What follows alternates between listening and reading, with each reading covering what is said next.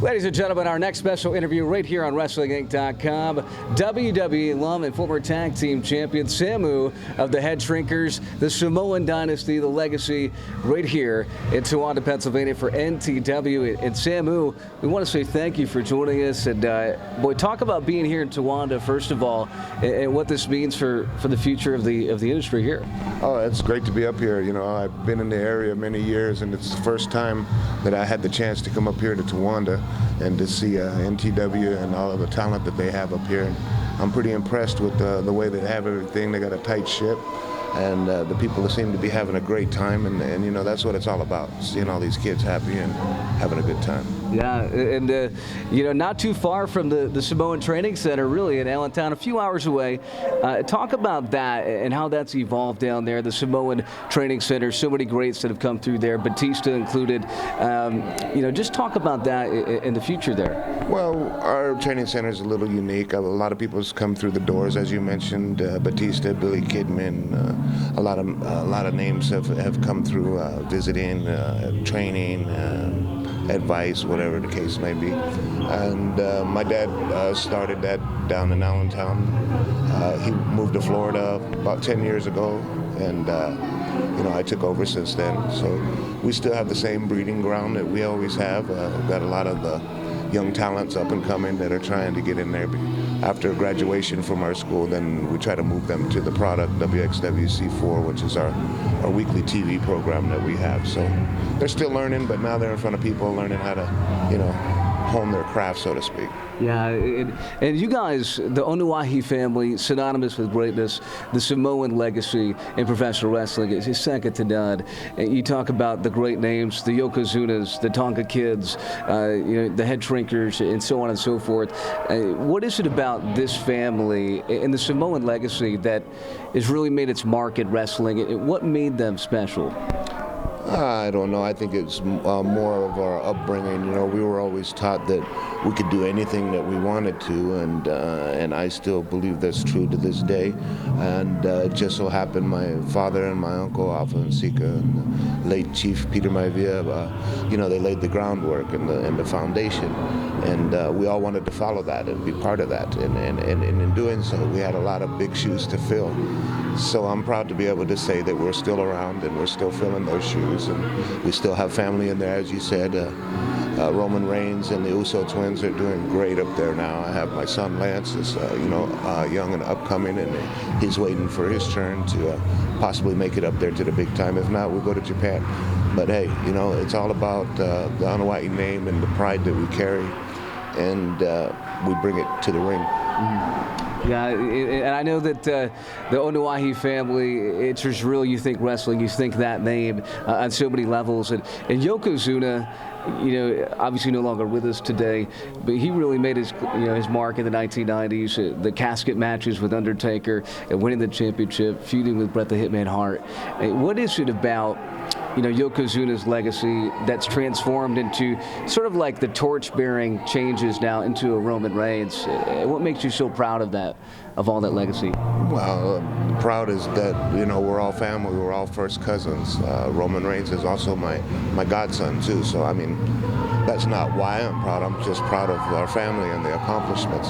And like I said, the shoes that we had to fill, well, we're not small, and to be able to stay on top for so many years, decades even, generations even, it's something to be proud of and to take with you.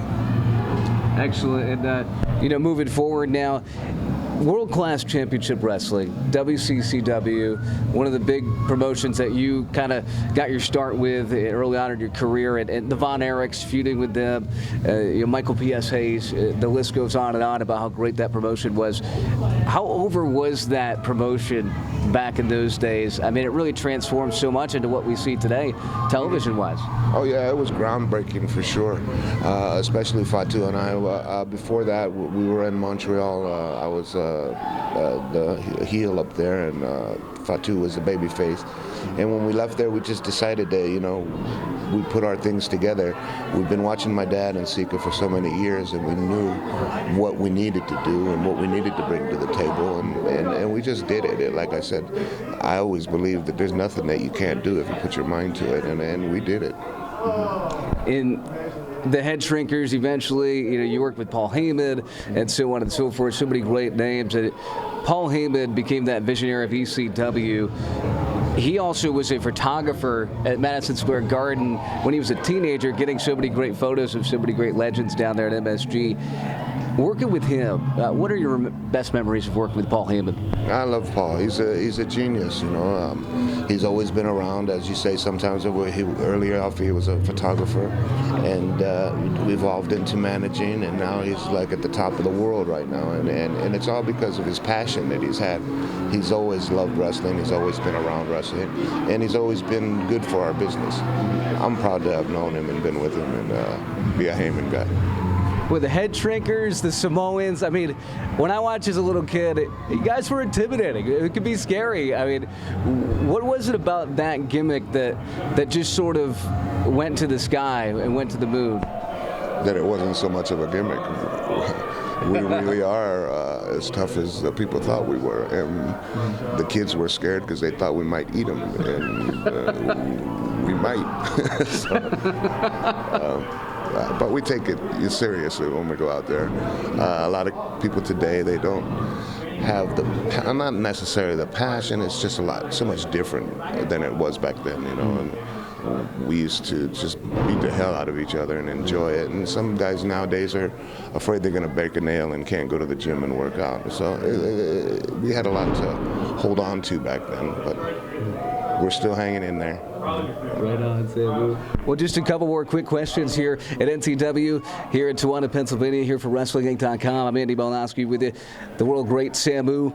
And, obviously some changes happened in the 90s, no longer with WWE at that time, but you made your claim on the indies and the training centers and everything else. What was your favorite time in the industry? Was it winning the Tag Team Championship in WWE? Sure, that always goes at the top of the list. That's everybody's dream, is to not only go there, but to maybe win some gold while you're there. And it was a dream come true. I just wish we were been heels when we had that run, but because I always liked being a heel anyway. And, I like to go up and smack the hell out of somebody first instead of standing there and waiting to get smacked. But other than that, Andy, we're in this business because we love it, and it gets in your blood, and that trickles down to our kids. And as long as they have the passion, we'll be here. Samu, last quick question is, teamed up with one of the greatest of all time, considered by many the greatest of all time, Hulk Hogan, in Japan. What was that like, teaming with him? I know you probably worked with him and run the roads together with the Hulk over the years. Yeah, but that one was a big one. I had just turned 19 years old, and to be able to go into the New Japan IWGP Tag Tournament with Hogan as my partner, there was no better at that time, and he was over like that's $1 million in those days. So you can only imagine me being 19 and being able to be next to him in such a big capacity and in big crowds, and it was something I'd always remember, and I hope one day my son's able to get these chances too. Samu, we want to say thank you so much. And you mentioned 19 years old. I mean, is it true that you started at around 17 years old in the industry? Oh, yeah. How would that happen today? I mean, that's crazy. Yeah, I don't think too much could happen today. I mean, with the laws as strict as they are and everything. But we were always big. When I was 16, I was looking 25. So, it wasn't a matter of except for the peach fuzz. I couldn't. It looks good today. It took 55 years to get there. Yeah, it looks good. But last quick thing for WrestlingInc.com with Samu, Headshrinkers, WWE Tag Team Champion at one time in WWE, is this right here. Obviously the Headshrinkers, the Samoan legacy, the Dynasty, everything else in between. You've seen a lot in professional wrestling. What's the most insane thing you can share with us on camera that you've been a part of in wrestling? Because obviously the Headshrinkers had that intimidation factor. Insane, I don't know. The whole ride was a fun one. I mean, there was so many that you can't nail one down. I mean, I was brought up and raised around the likes of Andre the Giant, Dick Murdoch, the superstars. I mean, the grappler. The list goes on, and they were all close with my father. So I was really lucky to be able to be there at the time I was and get the help that I was getting to get to where I am today. Samu, thank you so much for taking the time for us. It's a true pleasure for us here on WrestlingInc.com. Samu, one of the all-time greats, the Samoan Dynasty.